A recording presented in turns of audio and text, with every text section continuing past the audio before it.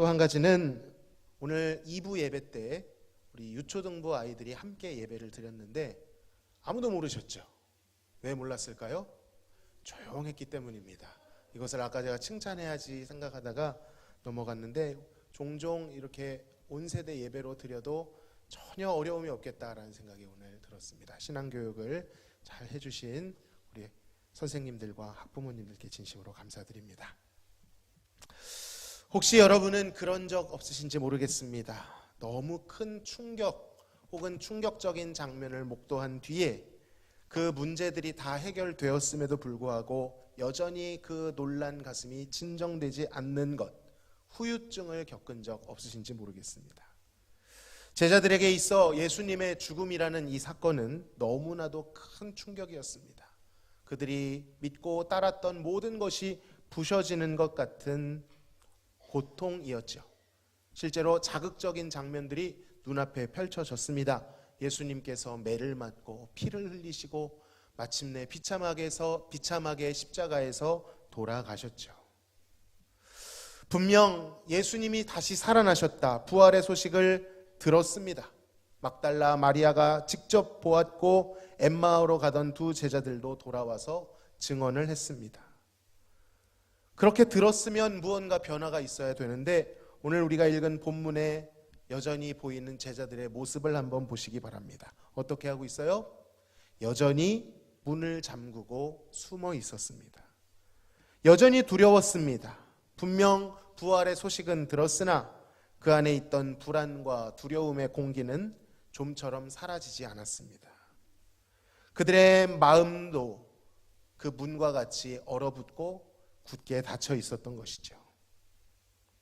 자, 그때 예수님께서 나타나셨습니다. 어디로 들어오셨어요? 현관으로요? 창문으로요? 아닙니다. 문은 여전히 열리지 않았고 어떤 기척도 없었는데 그저 그는 그 방 안으로 들어오셨습니다. 영광스러운 부활체이시기에 그러한 제약을 받지 않고 들어오셨다는 것입니다. 여러분, 우리가 마음 문을 열지 않는다고 해서 부활하신 예수님은 못 들어오실까요? 들어오실 수 있는 분이신 줄로 믿으시기를 바랍니다. 그들의 두려움 한가운데로 주님은 찾아오셨습니다. 그리고 그들에게 말씀하십니다.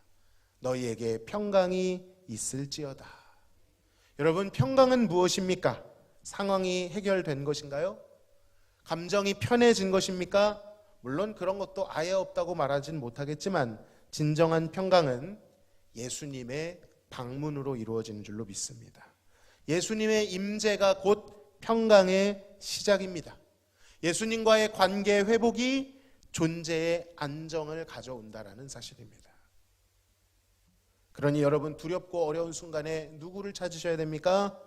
예수님, 저를 방문해 주십시오. 부활하신 주님, 제 안에 찾아오셔서 제 안에 죽음에 대한 두려움과 이 고난에 대한 힘겨움을 걷어내 주십시오. 기도해야 될 줄로 믿습니다. 자, 제자들은 처음에는 예수님을 보고 깜짝 놀랐습니다. 그가 육이 아니라 영이신 줄 알고 무서워하기까지 했다, 본문은 밝힙니다. 의심했던 것이죠. 그런 제자들을 향하여 예수님께서는 책망하셨지만 책망을 들은 제자들은 오히려 기뻐했습니다. 예수님께서 자신의 손과 발을 보여주시고 살과 뼈를 직접 만져보도록 내어주셨습니다. 평강과 기쁨으로 오신 예수님은 그럼에도 불구하고 그것을 믿지 못하고 놀란 제자들의 모습과 대조적이지만 그러나 계속해서 자신을 가르쳐 주시고 드러내 주시고 다가오시는 예수님 덕분에 점점 이들에게 있던 흑암과 두려움은 걷혀지고 기쁨에 젖어들기 시작합니다. 긴장감이 완화되고 평안으로 채워지기 시작하는 것이죠. 자, 그런데 우리 주님께서는 이렇게 불안하고 두려워하는 제자들의 긴장을 풀어주기 위해 아주 의외의 말씀을 하십니다. 무려 부활하신 주님이시잖아요. 얼마나 위엄이 있고 얼마나 영광스럽습니까? 그런데 그 예수님께서 뭐라고 평범한 대화를 이끌어내십니까? 먹을 것 좀 있냐? 라고 물어보십니다. 저는 이 말씀을 묵상하면서 예수님의 표정이 어땠을까? 에헴, 이리 오너라. 걔 먹을 것 있느냐? 이렇게 말씀하시기보다는 제자들의 긴장한 마음 가운데 찾아오셔서 아주 인간적이고 아주 평범하며 아주 소탈한 모습으로 주님께서 말씀하시는 것입니다. 뭐 먹을 거 없니? 예수님의 이 의외의 소탈함에 우리는 미소를 짓게 됩니다. 긴장이 확 풀리게 됩니다. 부활하신 주님의 첫 번째 요청이 밥이라니 너무나도 인간적이지 않나요? 그러나 예수님께서는 단순히 허기지시거나 시장하셔서 그런 것이 아니었습니다. 내가 십자가에 달려보니 이게 그렇게 생각나더라고, 이런 것이 아니었다는 거예요. 하늘의 영광, 모든 이름 위에 뛰어나신 그 높으신 주님께서 그들의 가장 생활 밀착적인 일상으로 다가오셔서 그들의 가장 소박하고 평범한 식탁으로 찾아오셔서 그들과의 교제를 청하고 있으신 것입니다. 여러분, 부활은 저 높은 하늘의 정점을 찍는 일이기도 하지만 동시에 우리의 일상, 식탁의 교제까지 다가오는 것인 줄로 믿습니다. 이것은 단순히 밥을 먹자는 것이 아니라 너의 가장 밀접한 삶의 영역, 소박하고 평범해 보이는 그 영역에서조차도 나와 교제하겠니라고 하는 하나님의 요청, 예수님의 요청인 것입니다. 여러분, 밥과 식탁이 무엇입니까? 교제잖아요. 식구 뭡니까? 밥을 같이 먹는 사람들. 식탁의 교제를 나눌 때 교제가 일어나고 소통이 일어나고 친근감이 더해지는 것입니다.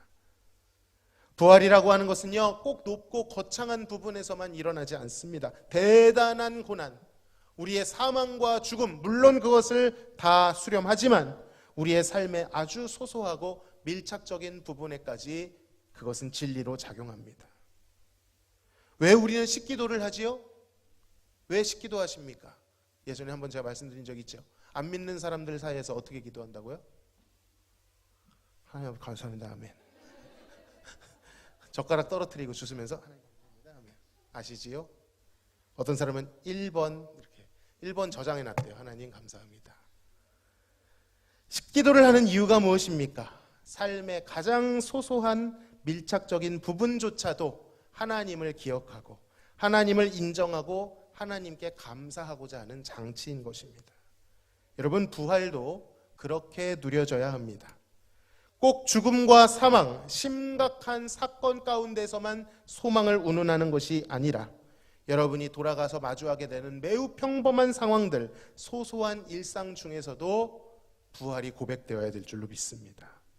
주님은 오늘날도 우리의 일상으로 다가와 물으십니다. 먹을 것 좀 있느냐?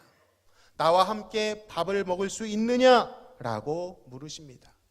그렇게 주님께서 청해 오시는 교제에 여러분 응하시기를 소망합니다. 일상 가운데 주님과 교제하시고 일어나고 눕고 밥 먹고 걸을 때, 일할 때 어느 상황에서도 부활하신 주님을 생각하고 그 주님의 부활이 주는 평안을 누리고 주님을 묵상하시기를 소망합니다. 그렇게 우리 생활 속의 부활은 내재화 될 것이고 체질화 될 것입니다. 그것을 연습하다 보면 큰 사건이 와도 우리는 똑같은 방향과 똑같은 믿음으로 응대하게 될 것이며 그 부활이 우리의 삶의 모든 것을 덮는다는 것을 깨닫게 될 것입니다. 그렇게 하다 보면 제자들이 그랬던 것처럼 여전히 남아있는 죄와 사망에 대한 트라우마들이, 후유증들이 점점 거쳐지고 하나님의 평강 안으로, 하나님의 임재 안으로 들어가는 삶을 살아가게 될 줄로 믿습니다. 그래서 여러분, 오늘 목장 모임은 재밌는 레크레이션을 준비했습니다. 부활 잔치잖아요, 그죠? 그래서 우리가 주님 안에서 웃고 감사하고, 비록 우리의 삶에 해결되지 않은 수많은 일들이 있지만 일단 웃는 겁니다. 대책 없이 웃는 게 아니라 왜 웃는 것이죠? 주님이 부활하셨음을 믿고 공동체와 함께 웃는 겁니다. 그렇게 우리가 우리 공동체 안에 다시 한번 스트레스도 날려버리고 스쳐오는 내 마음을 아리게 하는 걱정과 염려가 또 찾아오겠지만 그 순간 특별히 이번에는 아무 생각 없이 할 수 있는 거를 준비했거든요. 직관적인 걸 준비했습니다. 그러니까 생각 없이, 이 스트레스에 제일 좋은 게 멍이래요. 멍. 멍드는 게 아니라 멍을 때린다 이렇게 하죠. 그럴 때 뭔가 해소가 된답니다. 그래서 오늘 즐거운 시간을 보내시고 돌아가시면 좋겠습니다.